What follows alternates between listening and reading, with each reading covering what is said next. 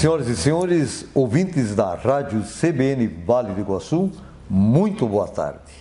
A Central Brasileira de Notícias Entrevista tem a satisfação de conversar com o presidente da AERP, Associação das Emissoras de Radiodifusão do Estado do Paraná, o senhor Carlos Henrique Agostinho, carinhosamente conhecido como Kaique, que também é diretor executivo do Grupo Verde Vale de Comunicação, que compreende o Jornal O Comércio, quase centenário, Rádio FM Verde Vale, Portal V-Vale, Girafa Comunicação Interativa e CBN Vale do Iguaçu. Meu caro Kaique, muito boa tarde, seja muito bem-vindo à CBN Entrevista. É um prazer enorme entrevistá-lo. Boa tarde, professor Aloísio. Boa tarde aos ouvintes da CBN Vale do Iguaçu. Um prazer estar falando com vocês. E como eu falei antes, eu digo, é só você que consegue fazer eu dar a entrevista. Mas muito obrigado pela gentileza. O senhor sempre palavras muito gentis. Acho que às vezes exagerado no meu caso, mas muito obrigado, viu, professor? Eu não estou mentindo, não. Fique tranquilo. O senhor é muito bondoso. Não, é assim, Kaique. Nós temos que ver qualidades. Todos nós somos dotados de defeitos, e às vezes defeitos que até afastam pessoas. Tenho muitos. Nós temos que reconhecer, só cresce na vida, isso sempre falei para os meus alunos, quem tem a capacidade de reconhecer suas falhas, seus erros e suas limitações. Esse cresce, porque o arrogante, o prepotente, está com a mão machucada, tanto dá murro em ponta de faca, entendeu? Então, a gente tem que perceber que o perdão é importante quando a pessoa erra, mas você tem o compromisso com o ser humano de colocar as qualidades em evidência, porque é referência, é um legado que está sendo construído. Kaique, prazer é todo meu. E eu não sabia desse detalhe, que eu sou o único. Poxa, me sinto assim privilegiado. Vou pedir aumento de salário, então. Vamos dobrar o seu salário, vamos dobrar. Bem, muito bem. Meu caro Kaique, eu tenho certeza que será uma bela entrevista. Vamos lá, então. Vamos lá.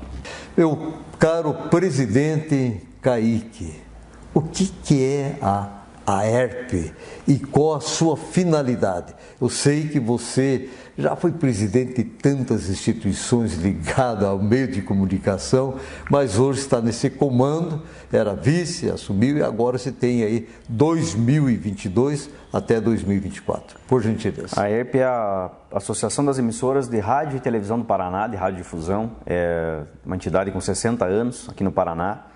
É a principal entidade que representa o setor de rádio e TV aqui no estado.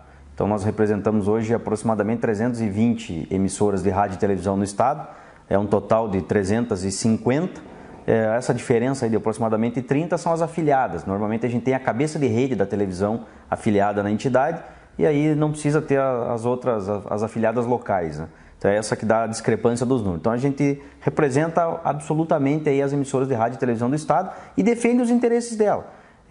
Não apenas na questão associativista, mas muito nessa discussão sobre o papel da radiodifusão na sociedade atual, como melhorarmos o mercado que nós estamos inseridos. E o mercado de radiodifusão é um mercado muito interessante, porque ele lida muito com a publicidade, com a propaganda. E esse é um mercado que, assim, os últimos dados mostram que para cada real que você investe em publicidade e propaganda, R$8 você adiciona na economia pelo trabalho que essa cadeia faz girar. Então a área da comunicação ela é muito pujante, muito importante e ela é necessária, assim, um chacoalhão. O comércio e o serviço trabalha muito próximo da comunicação, mas é importante que a indústria também passe a olhar como é importante fomentar a comunicação local. Aqui no Vale do Iguaçu, por exemplo, é um dos lugares onde a indústria também investe muito abaixo da média do que a indústria nacional e internacional investe em comunicação. A indústria é um motor importante e é muito importante que ela participe das atividades de comunicação na sua região, nas suas cidades. Muito bem. Kaique, projetos da AERP de 2022 até 2024 sob o teu comando. Eu sei que você tem uma diretoria extremamente eficiente, todas as pessoas estão conscientes da sua função e isso ajuda a um desenvolvimento e atender realmente aquilo que vocês estão propondo a fazer. Por gentileza. Não posso negar, professor, a nossa equipe realmente é muito qualificada, seja a equipe que trabalha na associação, que é os nossos executivos, as pessoas que tocam os departamentos, mas principalmente a nossa equipe da diretoria é uma equipe muito competente. Afinal de contas, até as principais lideranças, né, os proprietários dos principais veículos de comunicação do estado do Paraná fazem parte da diretoria. Então você tem aí os diretores da RPC, os diretores, os proprietários, né, da RIC, do SBT, da Transamérica, da Jovem Pan e de várias outras, da Rede T, da Rede CBN participando. Então você tem assim grandes empresários com mentes muito diferentes, mas que quando sentam na mesma mesa, coisas muito positivas acontecem. Nós fizemos assim, um dos nossos propósitos é ter a ERP exatamente concatenando, se ela conseguir fazer isso sempre com muita maestria, ela conseguir usar a força dos seus associados, que é da comunicação do rádio e da televisão do Estado, para um mesmo fim, nós temos uma força assim que é muito difícil igualar com outros meios, inclusive os digitais. Então, por exemplo, nós lançamos uma campanha de doação de sangue, que ela passou a ser uma campanha perene, ela permanece inativada dentro das emissoras e conforme o Banco de Sangue Regional precisa, ele simplesmente comunica às emissoras e elas botam essa campanha de novo no ar e aí com muita velocidade a gente acaba contribuindo para que as pessoas se desloquem ao banco de sangue e refaçam aí os estoques de sangue, que é um momento tão importante, inclusive agora final de ano, muita viagem, acidente, essa coisa toda, né, que é a parte trágica. Então assim, há uma sinergia muito legal entre as emissoras e o EMEPAR no Paraná. Além disso, nós estamos tentando colocar em marcha um processo comercial mais coeso. O primeiro deles é transformar a possibilidade de que os clientes comprem rádio e televisão no Paraná no modelo de mídia digital com a famosa mídia programática, que é quase um leilão que permanece no ar 24 horas por dia, onde as emissoras colocam à venda o tempo disponível que não foi vendido no departamento comercial normalmente. Isso traz um dinheiro novo para o rádio, para a televisão. Se a gente conseguir colocar isso em marcha com o tamanho que nós imaginamos, isso vai representar aí uma receita nova na casa de 10% a 20% talvez das emissoras e vai ser um lufo novo. E normalmente o rádio, principalmente, que é um veículo que está muito presente nas cidades onde ele está inserido, a televisão já é um pouco mais macro, né? O rádio normalmente reinveste isso em pessoas, então é muito fácil você encontrar assim, pessoas talentosas nas cidades onde você visita, na menor que ela seja, vá na emissora de rádio. Você normalmente vai encontrar lá pessoas com habilidades diferenciadas, comunicativas, talentosas, e ali você vai encontrar assim, uma mina de ouro de conhecimento de coisas importantes. Então, o dinheiro novo para o rádio acaba fomentando, assim como a publicidade, uma transição, um investimento em pessoas que é muito importante para manter vivo aí, não só os negócios da comunicação, mas outras áreas correlatas. Muito bem. Presidente Kaique, o que é infodemia? A palavra que poucos conhecem, escutaram ou entendem. Então, melhor para falar sobre infodemia é o próprio presidente da ERP, por gentileza. Obrigado pela pergunta, professor. Realmente ela é uma palavra que assusta, né? À primeira vista, assim, a primeira ouvir, ela te leva talvez a misturar um pouco esse conceito da pandemia, de coisas ruins, né? No fundo, assim, o conceito de infodemia é o excesso de informação que acaba criando essas condições pandêmicas na cabeça das pessoas e, por consequência, na coletividade. Por que é o excesso de informação? Tem duas referências importantes aqui. Os últimos 10, 20 anos, o avanço da tecnologia, das mídias sociais, eles criaram essa percepção, e que é falsa, de que as pessoas não precisam conhecer nada a fundo. Quando elas quiserem informação, elas pegam o celular, acessam a internet e pesquisam. Isso não é verdade. Muitas vezes o cérebro humano ele trabalha criando ligações, né, concatenando informações que você precisa estar na cabeça com uma certa estrutura, com uma certa quantidade e qualidade de informação para que ele te gere referências importantes. Quando você tem essa informação sempre rasa, eu quero saber agora qual é o prédio mais alto de União da Vitória. Você vai lá e pesquisa agora e dá o nome lá, sei lá, que seja o Executive Center, eu não sei se né, um exemplo. De repente, assim, você lê essa informação e só ela sozinha ela não significa nada. Mas se você perceber que, eventualmente, você vai pesquisar quais são os prédios mais altos, vai entender que o Executive Center foi o primeiro, foi construído há mais de 20 anos. Hoje tem talvez 2 ou 3 prédios que já estão em vistas de concluir o próximo andar e passar. E que nos próximos 10 anos nós vamos ter talvez 7 ou 8 prédios com o dobro do tamanho do Executive Center. Esse tipo de informação ele complementa isso e nos ajuda a chegar em algum lugar. Mas a infodemia, a parte mais trágica disso é que além dessa falta, dessa percepção errada, onde as pessoas não buscam profundidade na informação, as pessoas estão naturalizando a informação ruim, a informação de fontes duvidosas e que muitas vezes, eu li esse conceito ontem e achei fantástico, as pessoas pararam para olhar quem é que está fornecendo aquela informação e qual o propósito disso. Essa dúvida que tem sido colocada em cima do jornalismo, ela não é uma coisa de agora. O jornalismo sempre foi questionado, a comunicação sempre foi questionada. A diferença é que com as mídias sociais, a percepção do questionamento passou a ser muito maior. No fundo, o jornalismo sempre foi uma ferramenta que mais ou menos 7 a 10% das pessoas apenas tiveram acesso e têm vontade de consumir informação. Ler jornal, por exemplo, por mais que o jornal tenha migrado para o digital, ler uma matéria, uma reportagem completa, complexa, leva tempo. E é duro você ter um português correto, ler aquilo.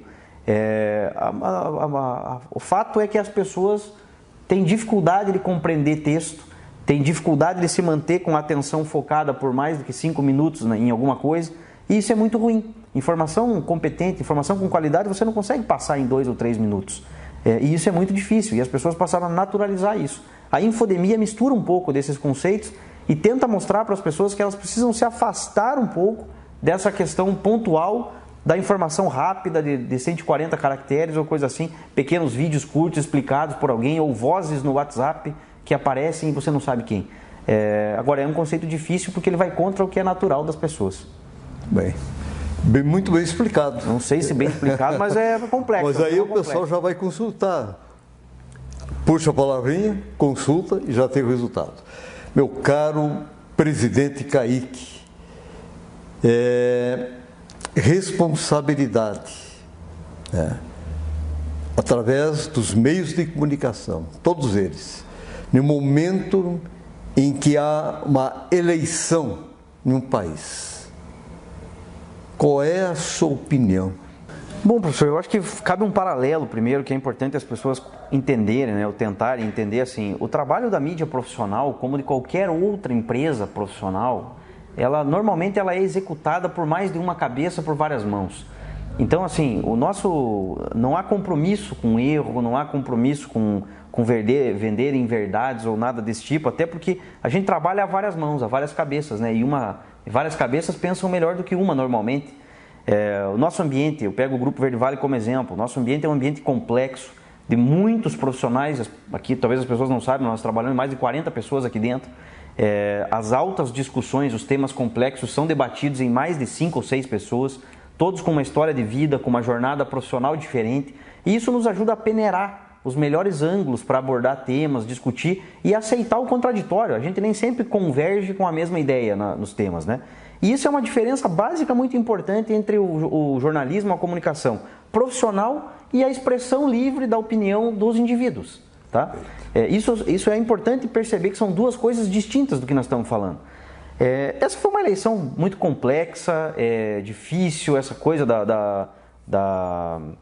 do embate entre dois polos, né, da polarização aqui. Agora, eu repito assim, não tem nada de novo, A gente foi levado pela pressão, mais uma vez, desse algoritmo maluco que é a mídia social. Poucas pessoas percebem isso, mas o mundo está de joelho na mão de 3 empresas, gente. Então, para quem achava que era ruim, a Globo ser o bicho papão do Brasil, nós temos 3 empresas que estão dominando o mundo em informação de mídia social. E os seus algoritmos estão criando essa situação. Entre a tua palavra linda, bonita, e o incentivo, professor, a fazer o bem, e o meu gesto de fazer maldade, eventualmente de fazer prejudicar o outro, contar mentira, o algoritmo coloca a minha fala muito superior, com muito mais visualização do que a tua. Um algoritmo que faz isso conscientemente, eu sei que a gente fala consciência de algoritmo é uma besteira, mas um algoritmo que foi programado para fazer isso não é uma coisa do bem. Mas as pessoas gostam, ativa um sentimento, né, de combate, de guerrilha, de querer estar certo. Se identifica com isso, né? E isso é muito ruim. Quando você traz esse ambiente para a eleição, mais uma vez, as pessoas foram levadas a realmente achar que ou votávamos em um, ou votávamos em outro, ou seria o fim da liberdade na Terra, fim do Brasil e essas coisas todas. E isso não é verdade. A prova de que isso não é verdade é que é uma coisa muito simples, inclusive. O senhor deve estar já trabalhando aqui, fazendo programa na televisão há talvez 10 ou 15 anos, certo? Quantos prefeitos passaram em União da Vitória e Porto União? Quantos governadores passaram? E quantos presidentes da República? E eles vão continuar passando. A política passará e nós ficaremos. Quem trabalha todo dia precisa executar o seu melhor trabalho, independente de quem está no governo. Não vai mudar nada. Nós vamos ter que continuar trabalhando. Óbvio que a gente quer vencer a eleição, óbvio que a gente quer colocar que o nosso candidato ganhe. Vencer é importante. Mas perder faz parte, vem novas eleições, daqui 2 anos municipal, daqui 4 anos novas eleições. Dito tudo isso, não quero fugir da tua pergunta. A diferença para os veículos de comunicação, principalmente para o rádio e para a televisão, é que nós somos os veículos mais regulamentados e regulados do Brasil. Tá? Isso é muito importante. Assim. A legislação nossa que rege o que o rádio e a TV podem fazer nas eleições, ela é brutal. Nós respondemos ao Ministério Público local, estadual, nacional, aos partidos, a uma série de atores durante as eleições, e a lei é a mesma desde 1997, certo? Então, assim, e inclusive a lei é inteligente. Por que é importante que os veículos se sujeitem à legislação e principalmente ao controle dos partidos? Porque ninguém melhor que o teu opositor para te fiscalizar. Então o que acontece? A emissora de rádio e televisão tem que colocar o horário eleitoral gratuito, dar direito de resposta, colocar a opinião divergente dos candidatos no ar. E quem é a primeira pessoa, quem é o principal ator que cobra o veículo, caso ele compreenda que nós não estamos fazendo a coisa correta? É o opositor.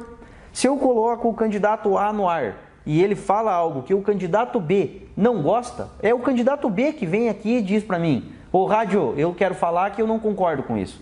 Então nós somos altamente fiscalizados, altamente regulamentados e multados com muito peso e com rigor da lei, quando erramos, né?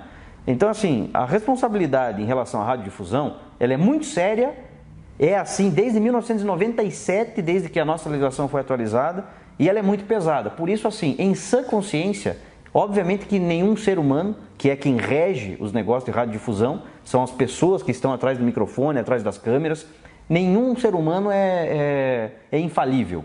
As pessoas podem errar, podem cometer falhas, e durante o período eleitoral, isso nos responsabiliza de uma maneira muito brutal. Ninguém faz isso porque quer, e quem eventualmente, e que seria a exceção, né, da regra, a regra é a radiodifusão faz comunicação com maestria, tentando fazer o bem, levar o melhor do Brasil para o brasileiro, o melhor do Paraná para o paranaense, o melhor de União da Vitória para quem é de União da Vitória. O contrário sempre pode acontecer. E as pessoas que usam o seu poder de comunicação para fazer o mal são punidos pela lei. Basta que o mecanismo da justiça seja provocado. União da Vitória, Porto União tem uma história linda de radiodifusão, mas tem também uma história linda na justiça de punições a excessos e muitas vezes correção de falhas. Então esse é o dia a dia do Brasil, esse é o dia a dia da eleição. Os veículos têm responsabilidade, e o que nós cobramos, não apenas nessa eleição, que foi um marco importante, é que está na hora de responsabilizar as mídias sociais. Porque tem 3 gigantes que estão fazendo o que querem com as civilizações do mundo afora, do mundo, principalmente do mundo ocidental. Poucas pessoas estão vendo isso. A Alemanha já começou a botar a mão da justiça em cima disso, a Inglaterra começou a legislar com coragem, o próprio Estados Unidos está começando a fazer um movimento. Eu não tenho dúvida que ele é necessário. Assim como a regulamentação sempre chega depois de que os veículos, depois da invenção, né? O rádio e a televisão aconteceram a mesma coisa. Os primórdios do rádio e da TV foram sem regulamentação praticamente. E a regulamentação veio na sequência para mostrar e deixar claro aquilo que deveria ser feito e o que não poderia ser feito. Está na hora de regulamentar as mídias sociais. É interessante porque o público às vezes não percebe, quando ele vai perceber ele já está envolvido. Então essa maneira sutil, essa pseudo-ideia faz com que a pessoa não tenha essa consciência para onde está sendo levado. Tem um exemplo, me permita, bem rápido, professor. Tem um exemplo bem prático, assim, talvez as pessoas não saibam, mas a empresa, veículo de comunicação, no nosso caso aqui, a CBN Vale do Iguaçu, né? A empresa que está dentro dessa casa, o que acontece? Qualquer coisa que seja veiculada na CBN Vale do Iguaçu, ela, no final da discussão, antes de qualquer outra, é o seguinte: se o senhor usar o microfone da CBN Vale do Iguaçu para falar uma calúnia para alguém, a responsabilidade é da CBN. Se o senhor fugir da sua, a responsabilidade é nossa. É engraçado, né? Na mídia social, alguém que não se identifica vai lá e acusa uma outra pessoa, isso cria uma visualização lá de 1 milhão de pessoas, acaba com a personalidade, acaba com famílias, e aí o Twitter, o Instagram, o Facebook vira para a justiça e fala: eu não sei quem é, eu não tenho responsabilidade sobre aquilo que usam na minha plataforma. No rádio, na televisão, isso não existe. No jornal impresso, isso não existe. Nós somos responsáveis.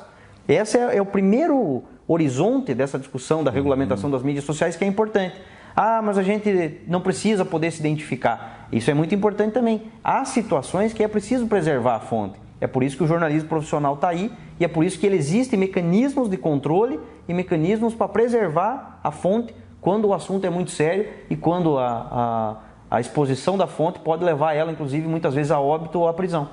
Então, existem mecanismos no jornalismo para a gente tratar disso. Na mídia social não tem e está na hora de ter. Tô bem. Meu caro presidente Kaique, tudo começou com o rádio e nós sentimos 100 anos do rádio. Qual é a sua opinião? Porque quando apareceu a televisão, parecia que o rádio ia desaparecer. Pelo contrário, mais forte do que nunca. Gostaria de saber a opinião do presidente dos 100 anos do rádio. Olha, professor, o senhor já começou dando a resposta, né?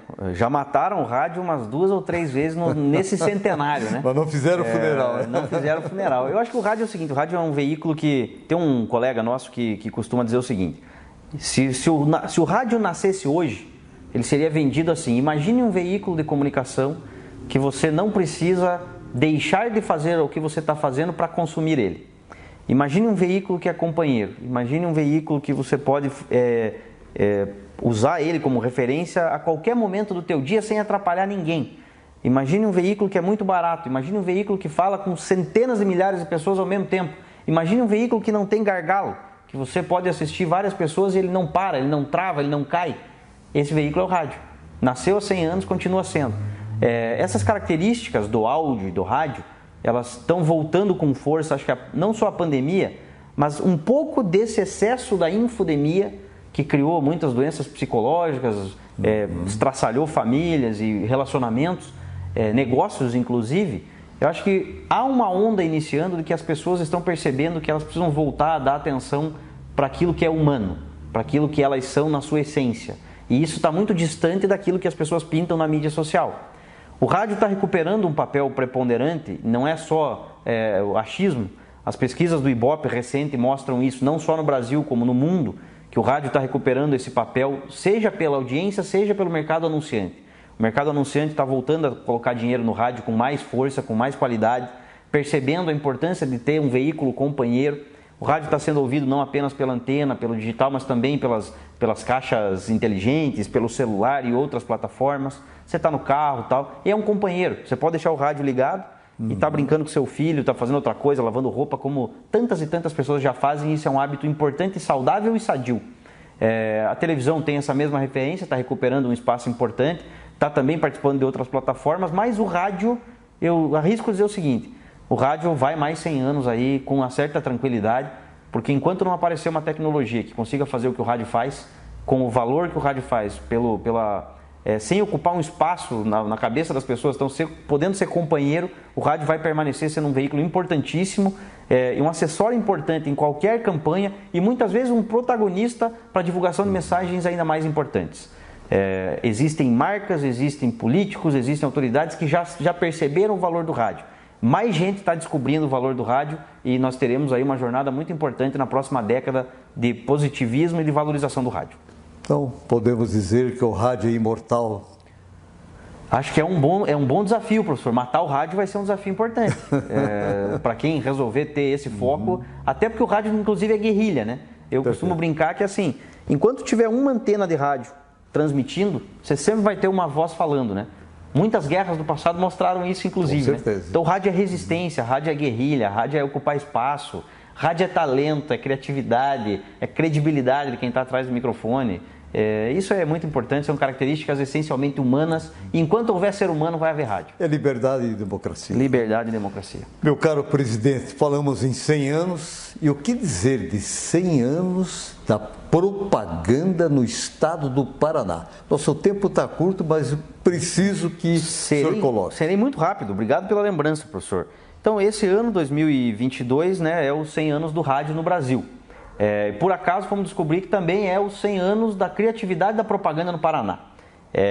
E aí, assim, devido à eleição, devido à pandemia, devido ao processo político eleitoral e à Copa do Mundo, muitas das ações e das atividades que celebrariam os 100 anos do rádio e também a criatividade da publicidade paranaense, elas acabaram sendo postergadas para o ano que vem. Então, o que eu quero dizer é assim, a publicidade paranaense é muito premiada, nós temos publicitários de mão cheia, reconhecidos no Brasil e no mundo, e assim, a partir de 2023, na verdade em 2023, nós vamos celebrar e mostrar pelo rádio e pela televisão do Paraná boa parte daquilo que a criatividade da propaganda paranaense foi capaz de criar nesses 100 anos, mas vamos começar a pintar o quadro daquilo que nós vamos fazer nos próximos 100. Acho que todo mundo aqui vai fazer parte disso, para você que está ouvindo, para você que está nos assistindo também. Seja bem-vindo ao barco do rádio, da televisão e da criatividade, e nós vamos junto construir uma União da Vitória, uma Porto União, um Vale do Iguaçu, um Paraná, uma Santa Catarina e um Brasil melhor, sem dúvida nenhuma. Com certeza.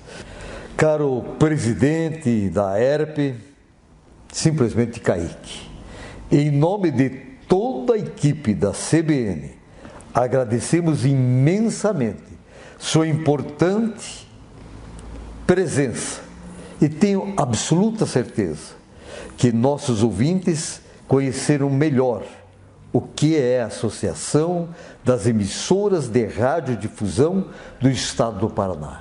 E, por favor, deixe uma mensagem aos ouvintes da CBN. Afinal, o senhor é nosso convidado para encerrar as entrevistas de CBN Entrevista de 2022. Por gentileza. Professor, um ano complexo, talvez dos mais complexos que pelo menos nós aqui no nosso grupo de comunicação nós enfrentamos. Hoje nós não temos mais talvez a infantilidade de imaginar que não teremos anos difíceis pela frente, porque nós sabemos que nós crescemos, aumentamos a couraça e estamos preparados para desafios maiores. Em conjunto, em grupo, mas acho que a grande mensagem para 2022 é o seguinte: eu imagino que muita gente que está nos ouvindo não parou para pensar assim que talvez ainda tem pai, mãe, irmão, irmã, pessoas próximas que ele não abraçou com calma, com carinho, não disse alguma palavra doce, não refez alguma relação, alguma aresta que ficou. Aproveita esse resto de ano para fazer isso ainda. Isso não é uma mensagem, isso é um gesto poderoso. Abrace as pessoas que são importantes para você. Olhe no olho dela e diga: você é importante para mim, cara. Pode ser a última vez que a gente faça isso. Muitas vezes será, né? Mas isso tem um valor, é muito melhor do que qualquer presente, do que qualquer fala, do que qualquer outra coisa. Se puder, abrace as pessoas que são importantes para você. E em 2023, vamos trabalhar. Porque a gente tem um país a reconstruir, uma cidade a construir, como sempre tivemos. Independente de questão política, nós temos que trabalhar, nós temos que produzir, nós temos que fazer o bem. Então vamos fazer isso começando pelas pessoas próximas a nós. Vamos tratar melhor o nosso funcionário, o nosso colaborador, vamos trabalhar mais, vamos cobrar mais trabalho, mais resultado, mas vamos caminhar junto, sabendo que nós temos falhas, que nós temos talentos, que nós temos coisas a aprender e vamos caminhar junto. Rapidamente nós vamos fazer um Brasil melhor, todos juntos. Muito bem. Meu caro Kaique, você me remeteu a Santo Agostinho agora. Santo Agostinho. Mas o teu sobrenome é Agostini, né? Agostini. Então tem alguma coisa aí. Tomara que ele fala maravilhosamente bem sobre essa oportunidade do momento, né? Então acho que se colocou muito bem. Senhoras e senhores, CBN Entrevista retorna na próxima quarta-feira, que é 2023, com mais um convidado. Quero aqui desejar a todos vocês que nos acompanharem em 2022, que possam fazer um momento de reflexão e possam concluir de que o que você pode mesmo transformar como instrumento do bem para 2023. Portanto, com saúde e paz. Feliz 2023. Até o ano que vem.